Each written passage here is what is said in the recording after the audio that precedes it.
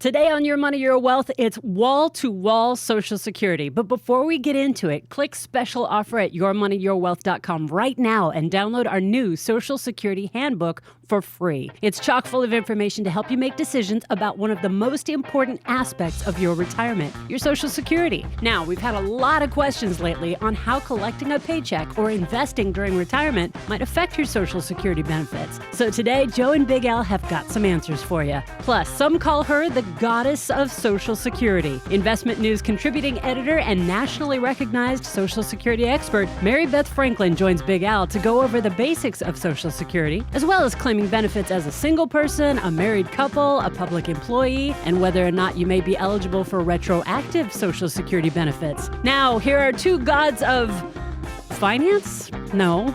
The microphone? Probably not. Well, anyway, here are Joe Anderson, CFP, and Big Al Clopine, CPA. You know what? Since we have Mary Beth on, let's tease it a little bit with some email questions we got in regards to Social Security. Okay. I think I got one here. All right. This is from Jessica. My yearly income is $19,800, and I'm 62 years old. Can I collect my Social Security benefit and still earn this income without penalty? Alan, what say you?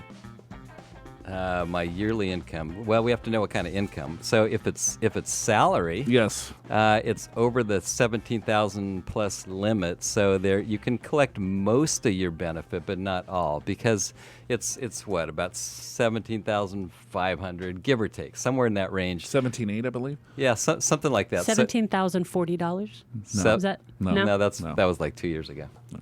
It's close. Oh, you got the thing right there. See how fast you can come up with it. Anyway, once you're over this limit, which we'll tell you in a second, then for every $2 that you're over that limit, you get $1 less of Social Security benefit. At 17,040. 17,040. Yeah. Yes. So Andy was right. Yeah. We were like, oh, what the No, hell, you know. no, Just that's way off. Yeah, you don't even So know we that. should just have Andy do the show because we obviously don't know what we're talking about. So do you know how to do the math on that, Alan?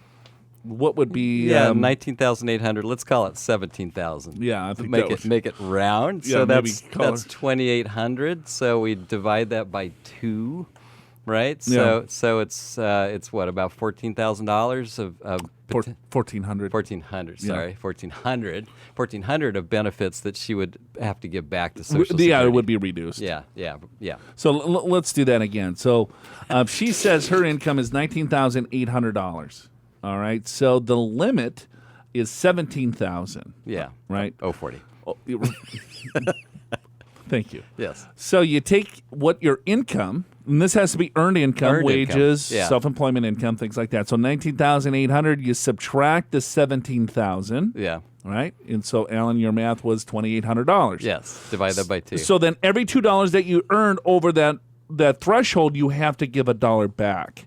So you divide it by 2, which was about $1,400. So if her benefit, let's say, was $24,000, well, her benefit would have been reduced by $1,400. Right. So that's how that math works. So now if the 19,800 was something other than earned income, Correct. You don't have to do this computation. So say it was dividends, or say it was pension, Right. or say it was something else that wasn't something that you had to pay Social Security taxes on. Okay, was that the question? Yep, that was the question. Okay. I have another one here. All right. This is from Jim Bob. Jim Bob of from Ramona. Oklahoma City. Well, if your investments mature and you are receiving Social Security benefits, does it impact your Social Security benefits? Is the investment considered income? If your investments mature, What is let's investments see, mature? and you're receiving benefits, does it impact your Social Security benefits? I'm guessing what he's saying is that he's got like a CD maybe, Yeah. and the CD's maturing or something. Yeah, or Series EE bond. bond, and now all the interest is coming due, so Yeah. he has to pay taxes on it. Yeah, and so if you're asking the question, does it affect how much in benefits you get to keep, the answer is no, because it's only earned income that you receive prior to full retirement age, which is age 66, may be limited depending upon your earned income level. Right. So I guess going back to our previous question, Yeah, is that from Jessica. Yeah, from Jessica. She had earned income, $19,800 of earned income. So so she was working, is what our assumption is, of course. Right. And then with Jim Bob here, he has investment income. Right. So the investment income does not count in the computation, so your Social Security benefits would not be reduced. Yeah. On the other hand, Joe, if the investment income is large enough, and if he's asking about will he have to pay taxes on his Social Security, if you have other income over and above Social Security benefits, then at certain levels, part of your Social Security could be taxable. Yeah. And, it's interesting when it comes to investing and when it comes to taxes, especially with Social Security, because some people just, they're thinking, hey, I'm in a low tax bracket, but then $1 of, let's say, earned income from an IRA distribution pops them up because of how the computation is set with Social Security. And it's based on provisional income. Right. And so with provisional income, it's like, that's your adjusted gross income, but there's an add back of half your Social Security, and then like municipal bond interest? Municipal bond interest, yeah. And it's, it's adjusted gross income without regard to your Social Security, right? And then you add half of your Social Security and municipal bond interest to get provisional income. Then when you know your provisional income is, then you go to this schedule to see how much your Social Security is taxable. So if you are married and your provisional income is under $32,000, then your Social Security income is tax-free. So going back to these two questions is that, all right, well, here, one of them has earned income of $19,800, and then plus the Social Security benefit on top of that if she's taking it at 62 years of age. If there's other type of interest income, dividend income, IRA distributions, things like that, you add all that stuff up to come up with your provisional income plus half your Social Security benefit. And if you are married, if it's under $32,000, you're good. There's no taxes on that benefit. And if you're single, it's $25,000. So that's the threshold. As soon as you get $1 over that, then everything kind of changes. So if you're married, it's $32,000 to $44,000. Then 50% of your Social Security benefit is subject to tax. And if you're single, it's $25,000 to $34,000. And then anything over $44,000, an additional 35% is taxed, or 85% of it is taxed. Yeah, and the way that the math works here, Joe, let's say you're $1 over $32,000. So that means that extra dollar, of course, is income, gets taxed at the tax rate, which is 12% right now. And if you're married. So 12 cents. Yeah, 12 cents on that dollar. But then now you're over that dollar, so now 50% of a Social Security dollar is taxed, so that's another 6 cents on that. So you're actually in an 18% tax bracket, even though you thought you were in a 12% bracket from that $1. And the word we see this impacting people is they think, okay, I'm in a low tax bracket, I'm going to pull money out of my IRA, I'm only going to pay 12% tax. Lo and behold, it pushes more of their Social Security income to be taxable, and they end up in a higher effective tax rate. And it can be, in some cases, you get up into that next bracket, so that dollar is not only taxed at 12%, but now the Social Security dollar is taxed, 85% of that is taxed, so that's another, call it 9% or so. Right. So now you're over 20%, thinking you're in a 12% bracket. Yeah, it's almost 100% increase in your tax. Right, exactly. Yeah. 85% increase in your tax. Right. Making money while you collect Social Security, whether or not it's earned income, how Social Security is taxed. This is all pretty complicated stuff. We've got a blog post and a video on this topic in the show notes at yourmoneyyourwealth.com. So you're covered whether you prefer to watch or read. Both explain what counts as income and when Social Security is taxed, and it's all nicely laid out with charts and graphs so you can see exactly how to hold on to as much of your Social Security benefit as you possibly can. Now, if you'd like Joe and Big Al to take a look at your specific situation, you can always call 888-994-6257 or email info@purefinancial.com. Let's get to some more of those questions about making money while taking Social Security. Who's this from? Jacob. Jacob said, I am on disability in Social Security benefits. I was paralyzed 4 years ago. Jacob, sorry to hear that. That is too bad. Can I invest in the stock market without it impacting my disability or Social Security benefits? Are there any benefits or programs in place to help disabled low-income people like me to invest for the future? Do I need to start a trust or an IRA or a Roth IRA? And so is there any benefits or programs in place to help disabled low-income people like me to invest for the future? Well, I don't know if there's any benefit programs. I don't think there's any government programs. There's organizations like AARP and others that help retired or nearly retired folks. And certainly if you go to their website, they have stuff on investing, but it's not really different for someone who's disabled. It's just resources. So I think that the best advice is, I give them credit. It's like, okay, well, here, I'm kind of stuck. I got Social Security benefits, and I need to save for my future. Right. I'm limited maybe to the amount of income that I can potentially make. Right. Potentially, right? Right. There's a lot of things that he could do. Well, let me answer a few questions. Can he start a retirement account? You need earned income. Right. So probably not from yourself unless you have earned income. Right. If you're married and have a spouse that has earned income, then you could set up an IRA or a Roth IRA. So earned income is a requirement for any type of retirement account. Correct. So let's say if you have Social Security benefits, disability benefits, and then you also have some additional income, you could then save into some retirement accounts there. Do I need to start a trust? It really depends on the assets. There's things called special needs trusts. Right. That can help shelter individuals with disabilities so they don't lose some of their Social Security benefits. And that trust is set aside to provide maybe some additional help or maintenance for that individual inside a trust. But if he's saving or inside the trust, it would avoid probate.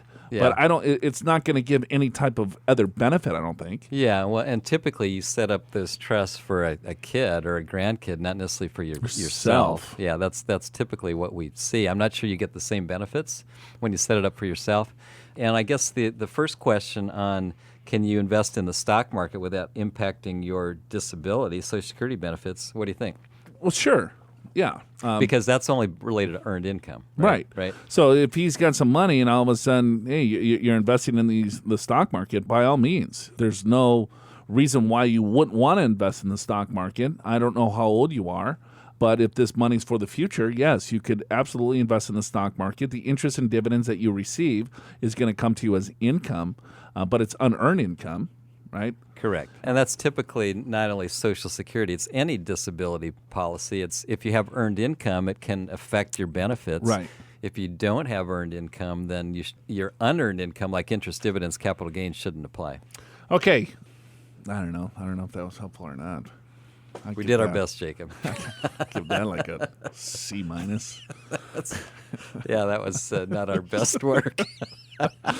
All right, let's see if we can redeem ourselves. Okay. All right. This is from Larry. Larry lives in Oceanside. All right.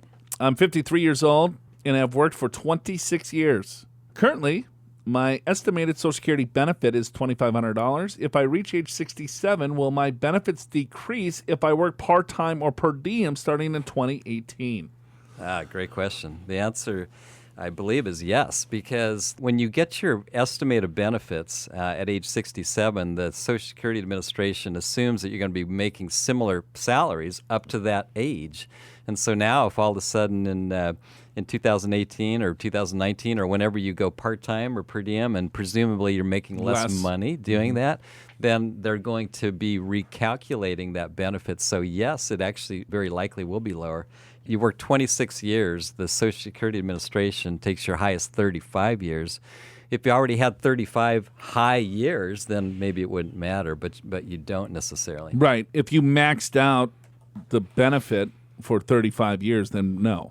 Right. But that's very difficult to do. That's difficult. It's hard to be making a great salary when you come out of school or whatever. Yeah. And so he's fairly young, 53 years old. So the problem is that, all right, well, I'm 53. He's looking to retire a little bit early, it looks like, or at least slow down a little bit. And then he gets his Social Security benefit statement. He's like, man, at 67, I got $2,500 a month. I think I'm pretty good. Yeah.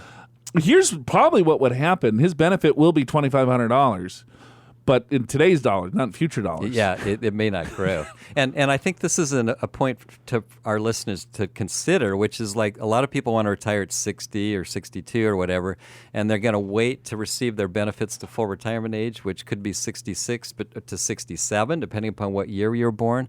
And if you stop working at 60 and you don't have full maximum 35 years of pay, then actually your benefit will be probably lower than what it says on the statement. In some cases, but I don't think they include inflation on the statements, right? So the cost of living adjustments. No, I agree with that. It's dicey, but you're right. It's hard to say exactly, but the point is the Social Security Administration, by your full retirement age, is taking your current salary and projecting it all the way out to age 66 or 67. And if you don't make those wages, then your benefits may not be as high as what you're thinking. If you continue to work while you're collecting Social Security after your full retirement age, and your benefit is either going to stay the same or it can increase. It will never go down. Right. So in this instance, I agree with that. Right, let's say if he collects his benefit at full retirement age and then goes per diem and he's still working, he's still putting into the system, it's like, well, I'm making a lot less now. I was making $200,000, now I'm making $20,000. They're not going to reduce your benefit once you start collecting it. Right, because you already made it to 67, so you can only help it. Now, but that would mean Larry would have to work another 14 years. I don't think he wants to do that. I don't think so either. He wants to retire this year. Yeah, he's like, per diem. I'm dead. Well, 26, and I get it. In your 50s, you start thinking, well, man. Didn't you want to retire in your 50s? Yeah, because you get burned out. It's like, I've had enough already. Well, no, you were a real estate mogul. I know, until the Great Recession.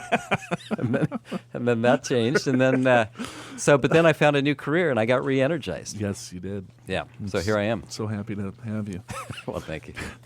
All right, well, hey, do you want to give us like a sneak peek of Mary Beth? I interviewed her a couple days ago, and we're going to start with basics, like when can you collect Social Security benefits and how does it work? If you wait, you get higher benefits. We'll kind of go into that. But then we got a little bit deeper into what are some of the best strategies for a single person versus a married person. And then we got really deep. We started to get into things like, what if you worked for the government? There's a windfall elimination provision, and so you may not get all your Social Security benefits that you thought you were going to get. So we're going to kind of get into that stuff as well.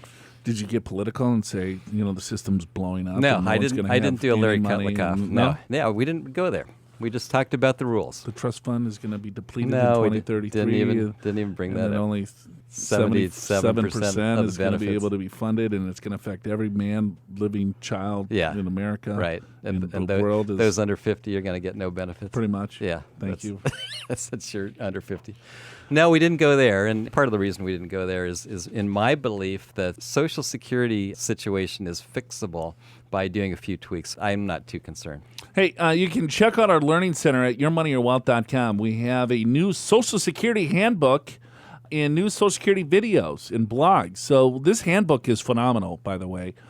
We got Roth IRA Basics. We got Big Al's Quick Retirement Calculator Guide. We got Pursuing a Better Investment Experience White Paper. We have a Retirement Readiness Guide. We have new blogs, videos on portfolio management, diversification, and rebalancing. Did you hear how he said portfolio management? Yeah. That's a new service. It's a new service that we're offering. It's better than management. It's management. I don't know how I speak for a living when I'm probably one of the worst speakers. It's never stops you, though. No, I keep trying. I have the same problem. I mean, you and I have the exact same problem when we try to read something. When I interviewed Mary Beth, I screwed up the open, so I redid it. Screwed it up, redid it, screwed it up. I didn't hear about that. Fourth try. I finally got it. But I even screwed that up. And so she said, just start in the middle. Half of it's good already. And therein lies the magic of a podcast producer. If you guys hadn't mentioned it, the audience would never know that you can't talk. I only left in that last bit as proof. Just call me the goddess of editing. But now Joe's already told you all the cool stuff that's in the Learning Center at yourmoneyyourwealth.com, so I'm just going to take out Big Al's introduction of Mary Beth Franklin and do it myself. It's time for everybody's favorite part of the show, where we talk to someone way smarter than everyone in the room. Mary Beth Franklin is a contributing editor for InvestmentNews and is a nationally recognized expert on Social Security. Yes, some even call her the goddess of Social Security. She was formerly a Capitol Hill reporter at United Press International and a retirement and tax editor at Kiplinger's Personal Finance. Please welcome to Your Money, Your Wealth, Mary Beth Franklin. I'm delighted to be here. Thank you. All right. I know you know a lot about Social Security. I know virtually all of our listeners are interested in what you have to say. So why don't we start with basics, like when can you claim Social Security? Let's kind of start there, and then we'll get more advanced as we go. The basic stuff, and let's focus on retirement benefits first, because Social Security is a really three-pronged program. It has retirement benefits when you stop working, disability benefits when you're ill or injured and can't work, and then also survivor benefits for your surviving spouse or dependent children. So retirement benefits in general are available as early as age 62. And in the past, a lot of people claimed it at 62, but frankly, they could. And a lot of people retired earlier. But more and more people say they want to work longer. And it's important for people to realize that if you claim Social Security benefits as early as you're eligible at age 62, not only will they be permanently reduced for the rest of your life by 25% or more, but if you continue to work while collecting Social Security benefits before your full retirement age, you may lose some or all of those benefits if you earn too much money. Yeah, and I think that's really confusing to a lot of people, because at certain ages you can claim and get your full benefits, and at other ages you claim and you have to give some of the benefits back. So why don't you go through that? Right. So the earliest you can claim is age 62. If you do, your benefits are reduced for the rest of your life. And that's actuarially fair, because the concept is you're going to get more smaller checks starting sooner rather than waiting for bigger checks to start later. Over your lifetime, it should average out. If you wait to your full retirement age, and that depends on when you were born. If, like me, you were born in 1954 or earlier, your full retirement age is 66. If you're born after that date, your full retirement age could be higher, 66 in 2 months, 4 months, 6 months, etc., up to age 67 for people who are born in 1960 or later. Now, if you're willing to be patient, there is a huge payoff.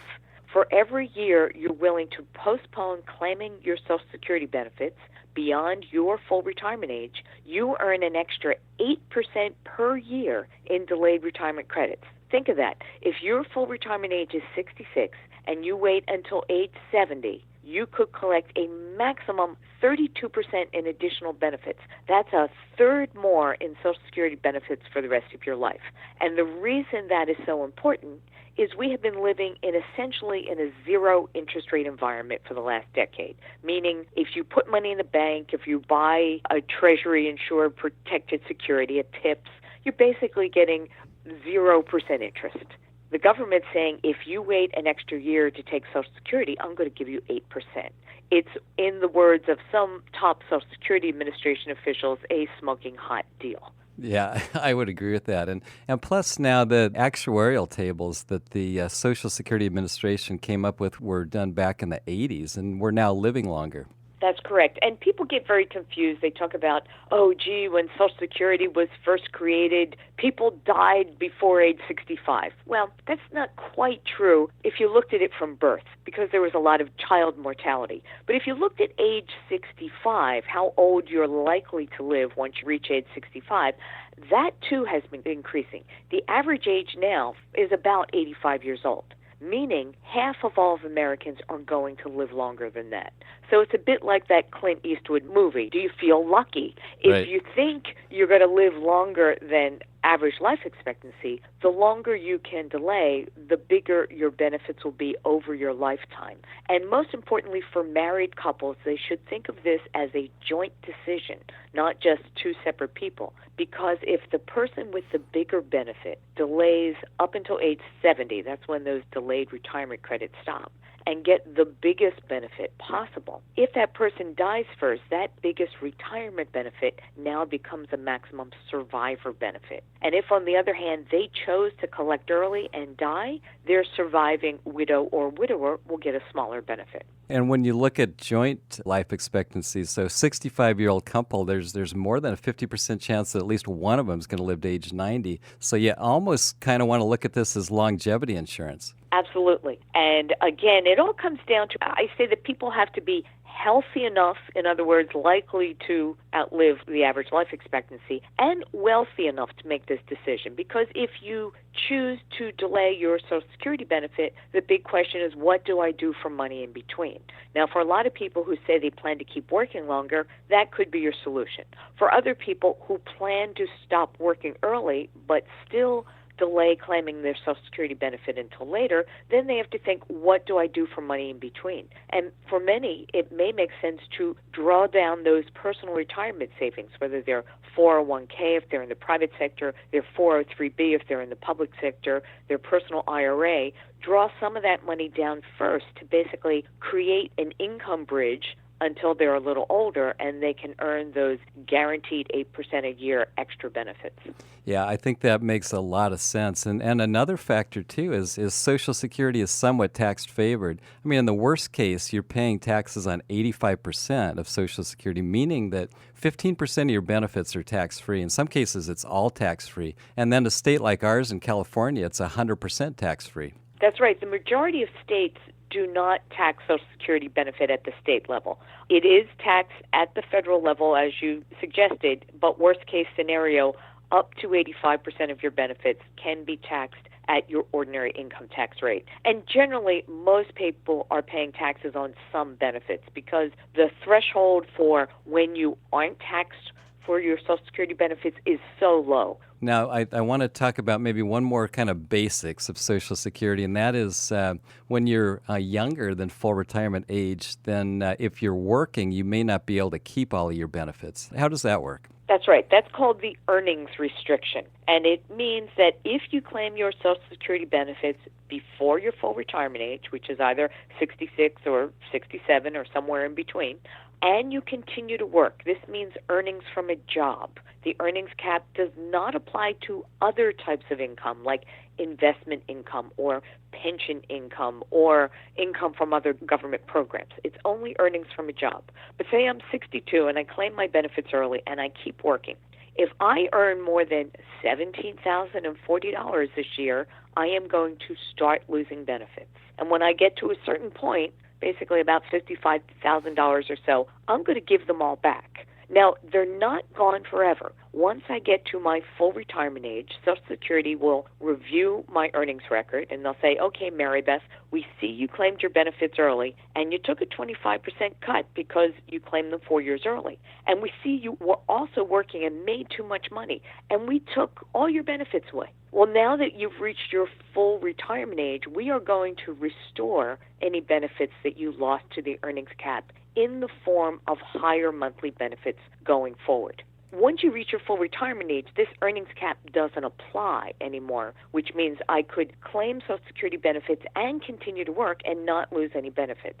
So I do urge people who plan to keep working not to claim benefits early because, frankly, it's an accounting nightmare. And if you're not accurate with your estimate of how much you're going to make for Social Security to withhold those benefits in the first place, you're going to end up paying some back later, and it's pretty dicey. Yeah, I would agree with that. If you're working, you shouldn't be claiming the benefits up to full retirement age. Now, I guess the year that you're in your full retirement age, the earnings limit's a little bit higher. Yes, it's a much higher limit. In the year you reach your full retirement age, and let's assume it's 66, in the months before your 66th birthday, there's a much higher limit. It's about $45,000 a year.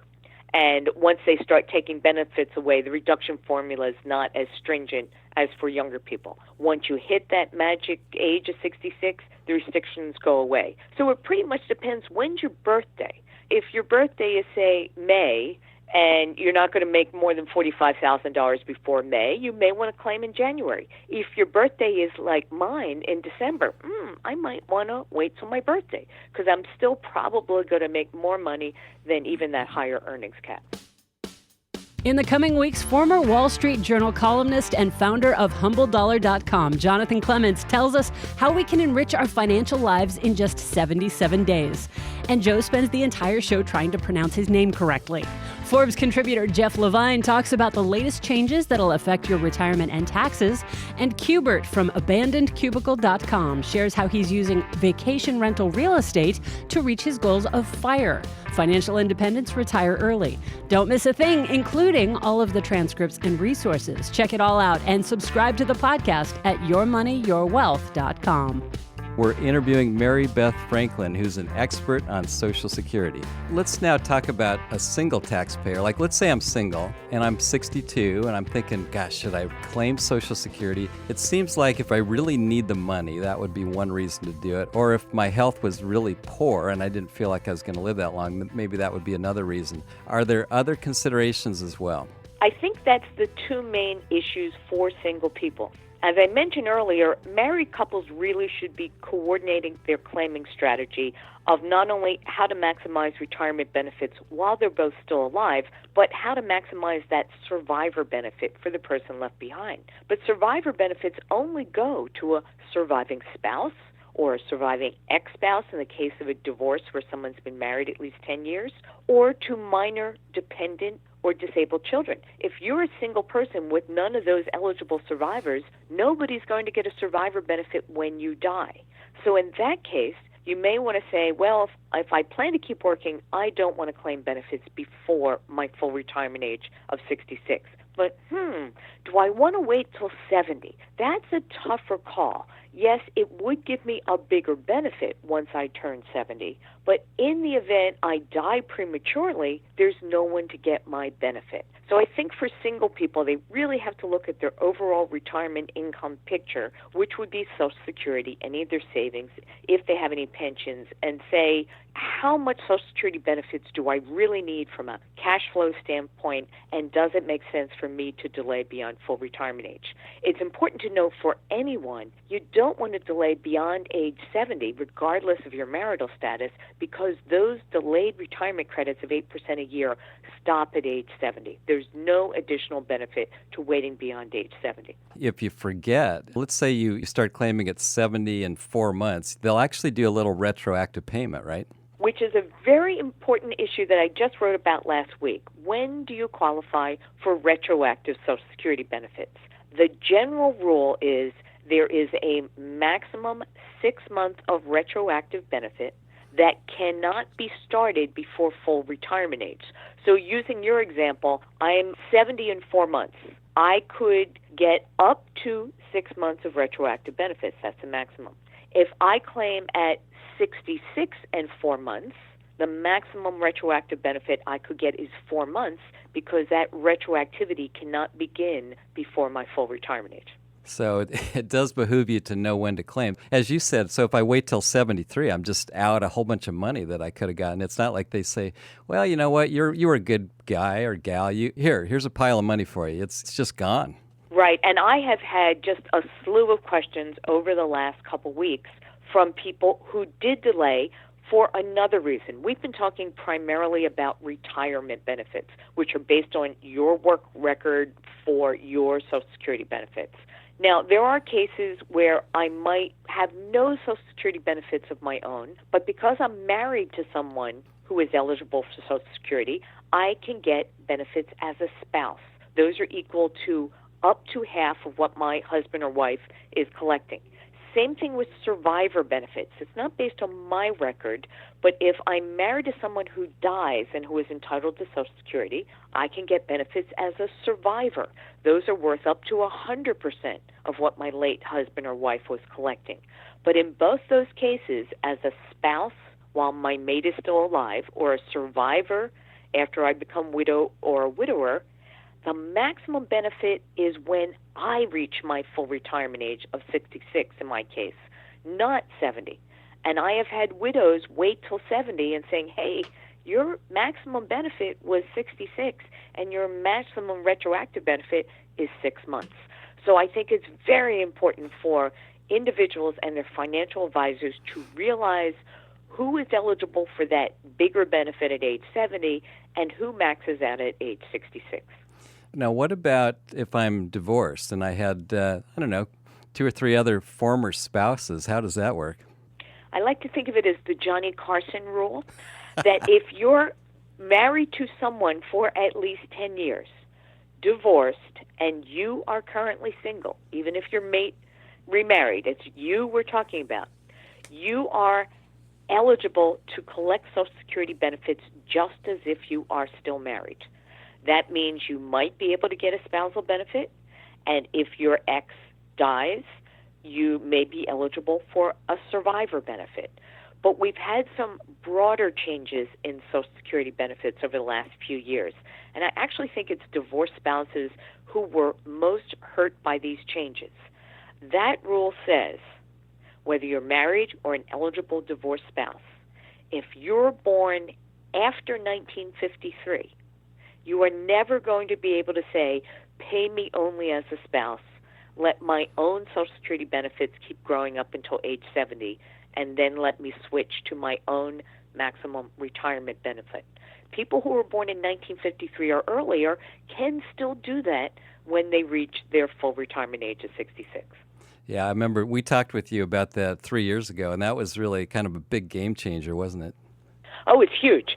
The other thing to keep in mind is if you are a member of a couple or you're a financial advisor advising a couple where at least one of them is born before 1954, take advantage of this strategy if you can. It means one person must actually claim their Social Security benefit, and the other person, when they reach full retirement age, can say, give me only my spousal benefits and let my own keep growing. That window is slowly disappearing. Yeah. The last person who will be eligible will turn 66 on January 1st, 2020.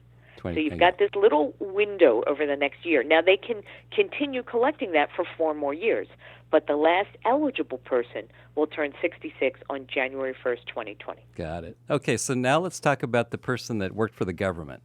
And then there's this thing called windfall elimination provision, which basically means you may not get all of your Social Security benefits. So how does that work? Right. Social Security is you must pay to play kind of game.